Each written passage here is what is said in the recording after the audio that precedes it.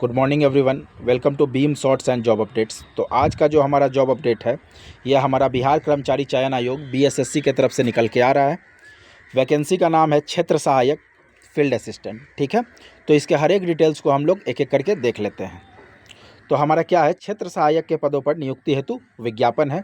Online registration दिनांक 25/4/2025 से 21/5/2025 तक।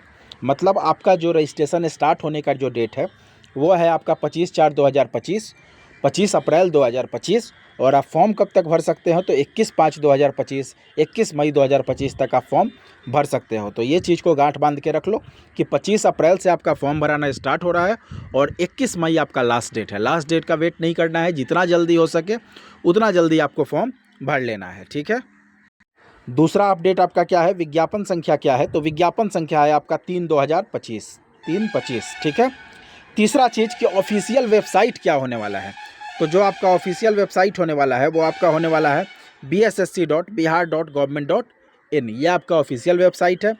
अब हम लोग इसका हर एक जानकारी, इसका हर एक बारीकी, इसका हर एक इन्फॉर्मेशन हम लोग देख लेते हैं। तो पदनाम आपका क्या होने वाला है, पोस्ट का नाम आपका क्या है, जो क्षेत्र सहायक।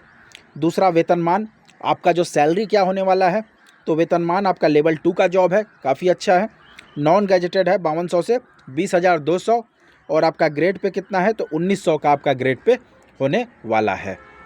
अब सबसे इम्पोर्टेंट चीज़ आपका योग्यता क्या होने वाला है, एलिजिबिलिटी क्या होने वाला है, तो शैक्षणिक योग्यता मान्यता प्राप्त संस्थान या विश्वविद्यालय से आईएससी या कृषि डिप्लोमा। आपके पास या तो आईएससी होना चाहिए, 10+2 होना चाहिए साइंस से, मैथ फिजिक्स केमिस्ट्री हो या मैथ फिजिक्स बायो हो या मैथ फिजिक्स केमिस्ट्री बायो हो, तो आप इस फॉर्म को अप्लाई कर सकते हो, पहला चीज़। दूसरा चीज़, जिन भी कैंडिडेट्स के पास डिप्लोमा है एग्रीकल्चर से, जिन भी कैंडिडेट्स ने डिप्लोमा किया है एग्रीकल्चर से, वो भी इस फॉर्म को अप्लाई कर सकते हैं। तो दोनों आदमी अप्लाई कर सकते हैं, थोड़ा भी कन्फ्यूजन नहीं होना है।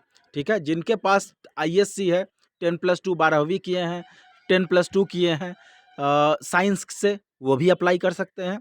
साथ ही साथ जिन्होंने ये नहीं करके डिप्लोमा किया है एग्रीकल्चर से, वो भी अप्लाई कर सकते हैं। तो आशा करते हैं कि एलिजिबिलिटी पे आपका जो डाउट है, योग्यता पे जो आपका डाउट है, वो आपका नहीं होगा। ठीक है, नोट में आपका पॉइंट दिया है, आईएससी या कृषि डिप्लोमा के समकक्ष किसी भी अन्य शैक्षणिक योग्यता को इस विज्ञापन हेतु योग्य नहीं माना जाएगा। तो आईएससी मतलब आपके पास आईएससी ही होना चाहिए, 12th ही होना चाहिए। ऐसा नहीं है कि बिहार सरकार डिप्लोमा को 12th के इक्विवेलेंट मानता है तो वो अप्लाई कर सकते हैं, नहीं कर सकते हैं। आईटीआई को 12th के इक्विवेलेंट मानता है तो वो अप्लाई कर सकते हैं, नहीं कर सकते हैं। आपके पास इंटरमीडिएट इन साइंस होना चाहिए। ठीक है, तभी आप इस फॉर्म को अप्लाई कर सकते हो। ऐसा नहीं कि आईटीआई वाले भी अप्लाई कर सकते हैं, डिप्लोमा वाले भी अप्लाई नहीं कर सकते हैं, ऐसा कुछ नहीं है। या आईए वाले भी अप्लाई कर सकते हैं या आईकॉम वाले भी अप्लाई कर सकते हैं, नहीं। आपके पास आईएससी होनी चाहिए, इंटरमीडिएट इन साइंस। और साथ ही साथ दूसरा चीज़, या तो आपके पास डिप्लोमा इन एग्रीकल्चर होना चाहिए। ठीक है, नंबर ऑफ पोस्ट की अगर बात करें तो 201 आपका नंबर ऑफ पोस्ट है, जो आपका रिक्ति है वो 201 है। अनारक्षित अनरिजर्व्ड का जो पोस्ट है 79 है, और महिलाओं के लिए जिसमें से 28 पोस्ट रिजर्व्ड है। एससी कैटेगरी के लिए 35 है, महिलाओं के लिए 12 रिजर्व्ड है। अनुसूचित जनजाति एसटी के लिए 2 है और महिलाओं के लिए 0 रिजर्व्ड है। अत्यंत पिछड़ा वर्ग ईबीसी के लिए आपका 37 है, महिलाओं के लिए 13 है। पिछड़ा वर्ग बीसी के लिए आपका 21 है, महिलाओं के लिए आपका 7 है। पिछले वर्गों की महिलाएं डब्ल्यूबीसी के लिए आपका 7 पोस्ट है। ठीक है, आर्थिक रूप से कमज़ोर वर्ग ईडब्ल्यूएस वालों के लिए 20 पोस्ट है, जिसमें से कि 7 आपका महिलाओं के लिए रिजर्व है। तो टोटल आपका जो नंबर ऑफ पोस्ट है वो 201 है, जिसमें कि महिलाओं के लिए 67 पोस्ट रिजर्व्ड है। तो 201 पोस्ट का वैकेंसी आपका निकल के आ रही है। तो काफ़ी अच्छा ये मौका है आपके पास, इस मौका का फ़ायदा आप उठाइए। तीसरा चीज़, न्यूनतम उम्र सीमा आपका जो मिनिमम एज होना चाहिए वो कितना होना चाहिए, 18 वर्ष होना चाहिए। हर एक कैटेगरी के लिए कम से कम आपका उम्र जो होना चाहिए वो आपका 18 वर्ष होना चाहिए। अधिकतम अगर उम्र सीमा की हम लोग बात करें तो देख लेते हैं। जनरल के लिए, जनरल पुरुष के लिए आपका 37 वर्ष। पिछड़ा वर्ग एवं अत्यंत पिछड़ा वर्ग पुरुष एवं महिलाओं के लिए 40 वर्ष। अनारक्षित महिलाओं के लिए 40 वर्ष। अनुसूचित जाति एवं अनुसूचित जनजाति पुरुष एवं महिलाओं के लिए 42 वर्ष। और सभी कोटों के दिव्यांग अभ्यर्थियों के लिए उपयुक्त कोटिवार अधिकतम उम्र सीमा के लिए अतिरिक्त 10 वर्षों की छूट है। तो मिनिमम जो आपका एज होना चाहिए 18 होना चाहिए, और मैक्सिमम जो आपका एज है वो आपके कैटेगरी के अनुसार वेरी करता है। जनरल वालों के लिए 37 होना चाहिए, ओबीसी वाले के लिए 40 होनी चाहिए, एससी वालों के लिए आपका 42 होनी चाहिए। ठीक है, तो ये चीज़ आप ध्यान दे दीजिएगा। अब अगर हम लोग देखें कि परीक्षा का नेचर क्या होने वाला है, तो परीक्षा की नेचर ऑब्जेक्टिव होने वाली है।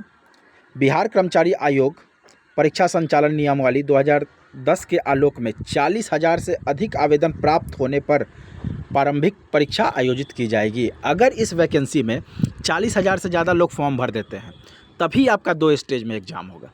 ये आपका यहाँ पे क्लियर कर दिया है। तो मैं तो आशा करता हूँ कि 40,000 क्या, कम से कम 5 से 6 लाख तो फॉर्म ज़रूर इसमें आएंगे, जिस टाइप का एलिजिबिलिटी है, आईएससी है बस।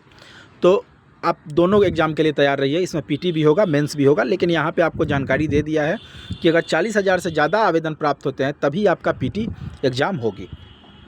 अधिक आवेदन प्राप्त होने पर प्रारंभिक परीक्षा 1 से अधिक चरणों में आयोजित की जाएगी।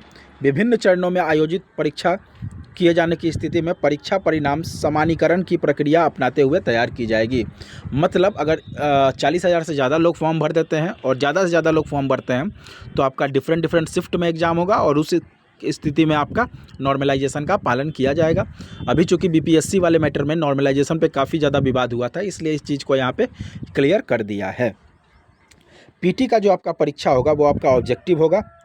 पीटी परीक्षा में उपलब्ध रिक्तियों के 5 गुना कैंडिडेट्स के बराबर अभ्यर्थियों का चयन मुख्य परीक्षा के लिए किया जाएगा। तो 200 आपका एक वैकेंसी है, तो इसको 5 से अगर हम लोग गुना कर ले तो लगभग 10,000 कैंडिडेट्स का चयन होगा मेंस के लिए। ठीक है, तो कमर कस लीजिए, काफ़ी तगड़ा वैकेंसी है और काफ़ी तगड़ा कंपटीशन होने वाला है। मुख्य परीक्षा हेतु अलग से विज्ञापन प्रकाशित किया जाएगा, और मुख्य परीक्षा जो मेंस आपका एग्ज़ाम होगा उसके लिए अलग से आपका एडवर्टीजमेंट निकल के आएगा।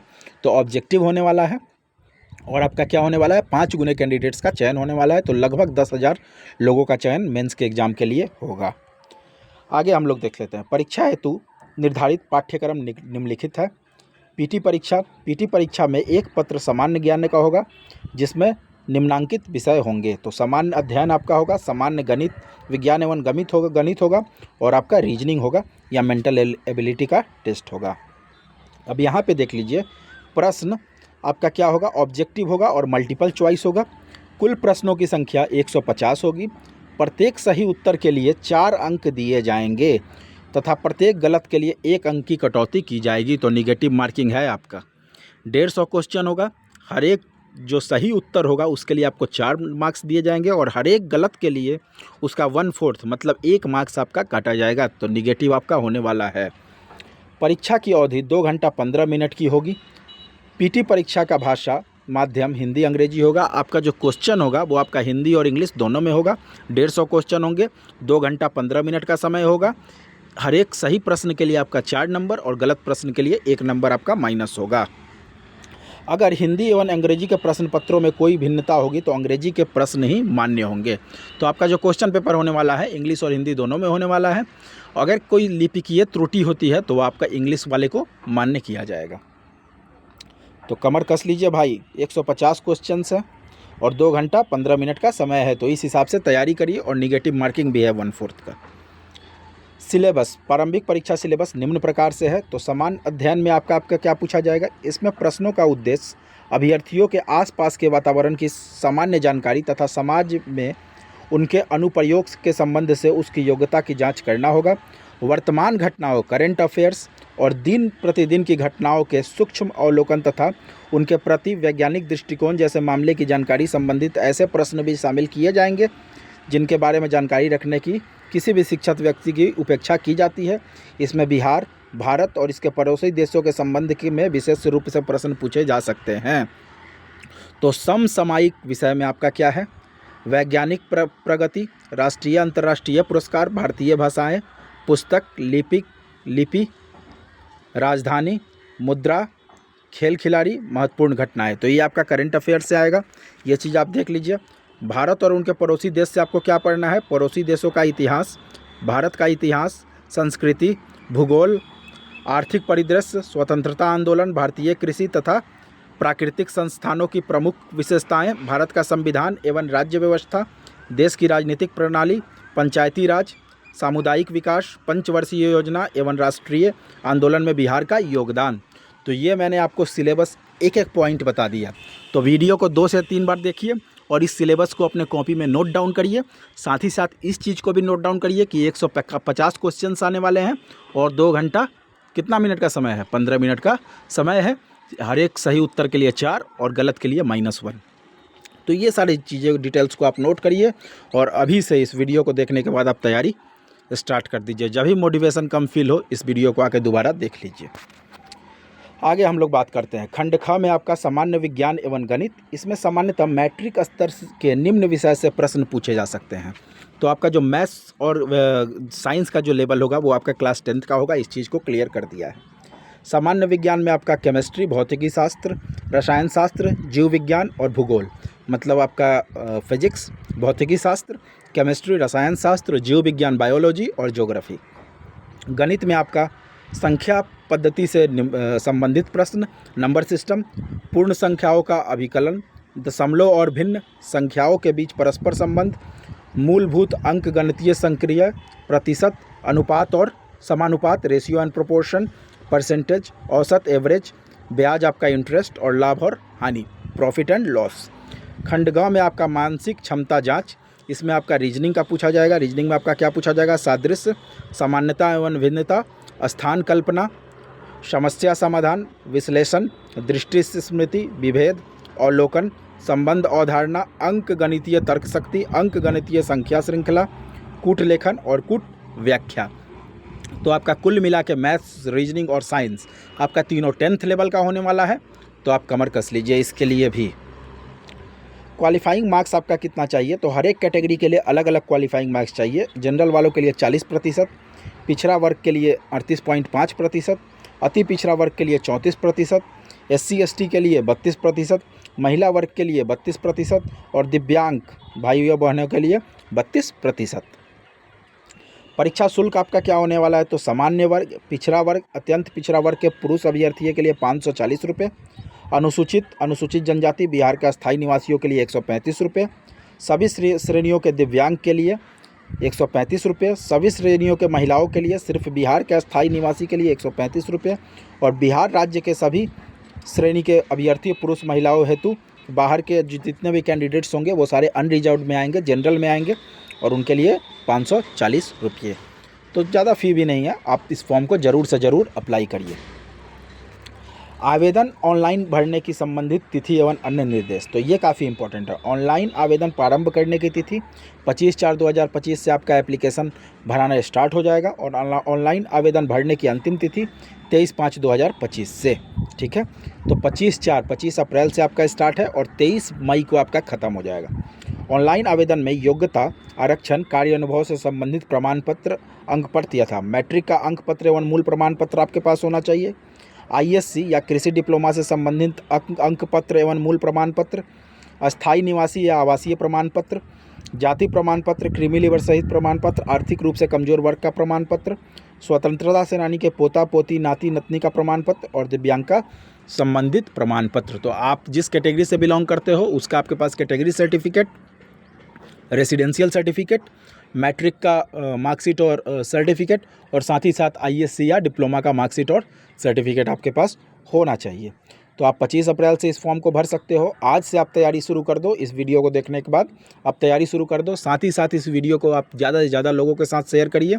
जो भी 12th पास है ISC से, जितने लोगों का आप मदद करिएगा उतना आपका भला होगा। अगर आप ये सोचोगे कि चुपके से मैं इस फॉर्म को भर देता हूँ, मेरा सिलेक्शन हो जाएगा, तो ये गलत बात है। जितना आप ज्ञान बांटोगे उतना ज़्यादा आपको मिलेगा। ठीक है, तो आशा करते हैं आपको इस वैकेंसी के बारे में एक एक पहलू आपका क्लियर हो गया होगा, सिलेबस क्लियर हो गया होगा, एज लिमिट क्लियर हो गया, साथ ही साथ एप्लीकेशन फ़ी कितना लगने वाला है क्लियर हो गया होगा, एग्ज़ाम का पैटर्न क्या होने वाला है ये भी क्लियर हो गया होगा। तो ज़्यादा से ज़्यादा शेयर करिए और साथ ही साथ थोड़ा सा मोटिवेशन के लिए अपने बड़े भाई को लाइक और सब्सक्राइब ज़रूर देना दीजिए। Thank you so much.